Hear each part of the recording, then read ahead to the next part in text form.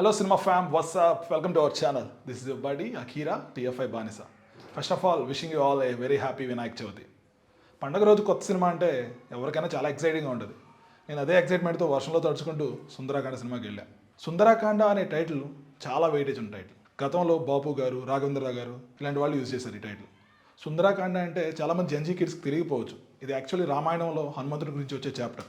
It's a beautiful chapter. In fact Sundarakanda అంటే meaning కూడా beautiful chapter. సరే, ఇంతకీ అసలు ఈ సుందరాకాండ దేని గురించో తెలుసుకుందామా? ఏంటి తమ్ముడు, నువ్వు లోగా వేసుకోమ్మా.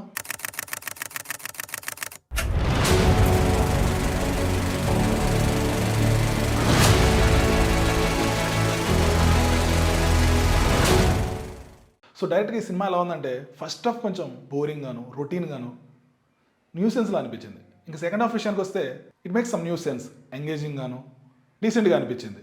ఇంకా ఇంటర్వెల్ ట్విస్ట్ అయితే మనలో చాలామంది యాక్సెప్ట్ చేయకపోవచ్చు. షాకింగ్గా అనిపించింది నాకైతే. సో ఈ మూవీ వచ్చేసి ఒక rom com genre with family drama, కానీ ఇందులో కామెడీ లేకపోవడం అనేది పెద్ద మైనస్. ఈ సినిమా కథ విషయానికి వస్తే తను కాబోయే భార్యలో ఒక 5 క్వాలిటీస్ ఉండాలనుకునే ఒక యువకుడు కథ. ఆ 5 క్వాలిటీస్ కూడా తను ఎక్కడో స్కూల్లో లవ్ చేసిన అమ్మాయి క్వాలిటీస్తో మ్యాచ్ అవుతాయి అని, అలాంటి అమ్మాయినే పెళ్లి చేసుకోవాలనుకునే ఒక యువకుడు కథ. చాలా రొటీన్గానే అనిపించింది. కాకపోతే అక్కడ లవ్ చేసిన అమ్మాయికి ఇక్కడ లవ్ చేసిన అమ్మాయికి కనెక్షన్ ఉంటే ఆ కనెక్షన్ వల్ల ఎప్పుడూ లేని ప్రాబ్లం ఏదైనా ఫేస్ అయితే అది ఎలా ఉంటుంది అన్నది ఈ సినిమా. సో ఫస్ట్ మనం ఈ సినిమాలో పాజిటివ్స్ గురించి మాట్లాడుకుందాం.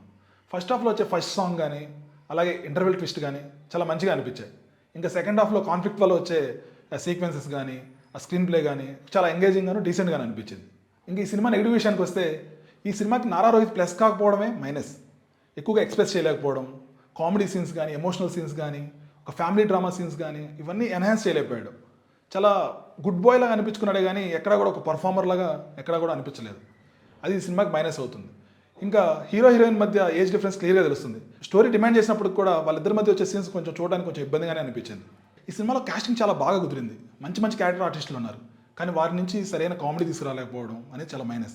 బీట్ నరేష్ గారు కానీ, సత్య గారు కానీ, అభినవ్ గారు కానీ ఇలాంటి ఆర్టిస్టులు ఉన్నప్పుడు ఒక మంచి కామెడీ, ఒక న్యూ ఏజ్ కామెడీ ఎక్స్పెక్ట్ చేస్తాం. అది లేకపోవడం అనేది చాలా మైనస్. ఇంక ఈ సినిమా టెక్నికల్ ఆస్పెక్ట్స్ గురించి మాట్లాడుకుంటే లియాన్ జేమ్స్ మ్యూజిక్ చాలా మంచిగా అనిపించింది. ఒక న్యూ ఏజ్ మ్యూజిక్ లాగా సాంగ్స్ చాలా మంచిగా అనిపించాయి. ఇంకా అలాగే బ్యాక్గ్రౌండ్ స్కోర్కి అంతగా స్కోప్ లేదు. ఇంకా సినిమాటోగ్రఫీ విషయానికి వస్తే చాలా బాగా తీశారు. ఫస్ట్ హాఫ్లో వచ్చే ఫైట్ సీన్ కానీ, ఇంకా సెకండ్ హాఫ్లో వచ్చే మౌంటేజ్ సీన్స్ కానీ, పిక్చరైజేషన్ చాలా మంచిగా అనిపించింది. ఇంకా డైరెక్టర్ విషయానికి వస్తే సెకండ్ హాఫ్ హ్యాండిల్ చేసిన విధానానికి ఫస్ట్ సినిమా డైరెక్టర్ లాగా కాకుండా కొంచెం ఎక్స్పీరియన్స్ డైరెక్టర్ లాగా అనిపించాడు. అది కూడా కొంచెం ఇంప్రెసివ్గా అనిపించింది. ఇంకా ముఖ్యంగా మాట్లాడుకోవాల్సింది శ్రీదేవి గారు. ఒక స్కూల్ గర్ల్ పాత్రలోను, అలాగే ఒక మదర్ క్యారెక్టర్లోను చాలా బాగా పర్ఫామ్ చేశారు. I can say it's a good comeback for her. అలాగే హీరోయిన్ కీర్తి వాగిని చాలా బాగా పర్ఫామ్ చేశారు. స్క్రీన్ అపియరెన్స్ కూడా చాలా మంచిగా అనిపించింది. చాలా ప్రామిసింగ్గా అనిపించారు.